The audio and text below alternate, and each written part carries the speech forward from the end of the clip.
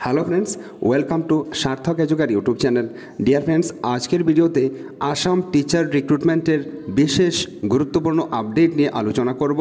आपनादेर मध्य अनेके आसाम टेट अथवा सी टेट उत्तीर्ण हये आसामे एलपी स्कूल टीचार एवं एमई स्कूल टीचार हওয়ার জন্য আবেদন করেছিলেন।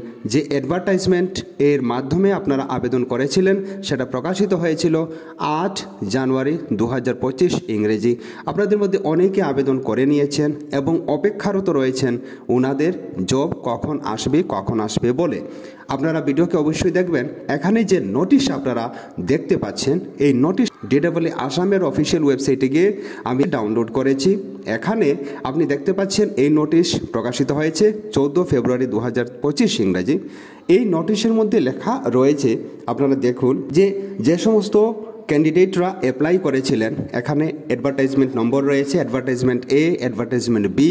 অ্যাডভার্টাইজমেন্ট এ হলো লোয়ার প্রাইমারি টিচারের জন্য আর অ্যাডভার্টাইজমেন্ট বি হলো আপার প্রাইমারি টিচারের জন্য। লোয়ার প্রাইমারিতে রয়েছে শুধুমাত্র অ্যাসিস্ট্যান্ট টিচারের পদ আর আপার প্রাইমারিতে রয়েছে অ্যাসিস্ট্যান্ট টিচার, সায়েন্স টিচার এবং হিন্দি ল্যাঙ্গুয়েজ টিচারের পদ। লোয়ার প্রাইমারিতে মোট পদের সংখ্যা হলো 2900টি। অন্যদিকে আপার প্রাইমারিতে মোট পদের সংখ্যা 1600টি, মানে 1600টি।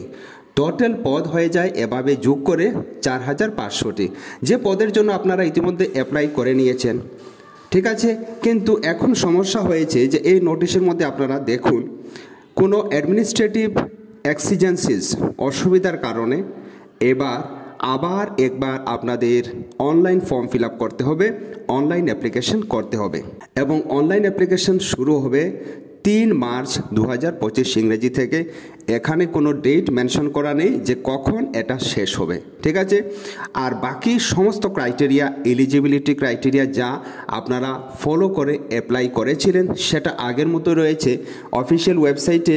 কিছুটা এরকম আবারও একবার অ্যাডভার্টাইজমেন্ট এ এবং অ্যাডভার্টাইজমেন্ট বি, অর্থাৎ এলপি টিচারের জন্য যে অ্যাডভার্টাইজমেন্ট এ প্রকাশিত হয়েছিল আর ইউপি অর্থাৎ আপার প্রাইমারি টিচারের জন্য যে অ্যাডভার্টাইজমেন্ট বি প্রকাশিত হয়েছিল সেটাকে আবার একবার হুবহু দেওয়া হয়েছে। এখানে আপনারা দেখতে পাচ্ছেন।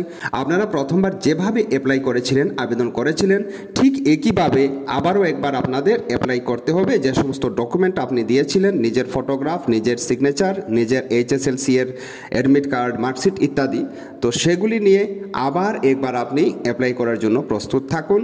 কেননা এখানে বিশেষ টেকনিক্যাল এরর বা অ্যাডমিনিস্ট্রেটিভ এক্সিজেন্সিস অসুবিধার কারণে আবার আবেদন চেয়ে নেওয়া হচ্ছে। আবেদন প্রক্রিয়া আগের মতো হবে। আপনারা ডিডব্লিউ আসামের অফিসিয়াল ওয়েবসাইটে আপডেট পেয়ে যাবেন এবং সার্থক এডুকেশন চ্যানেলের মাধ্যমে আমরা জানিয়ে দেব।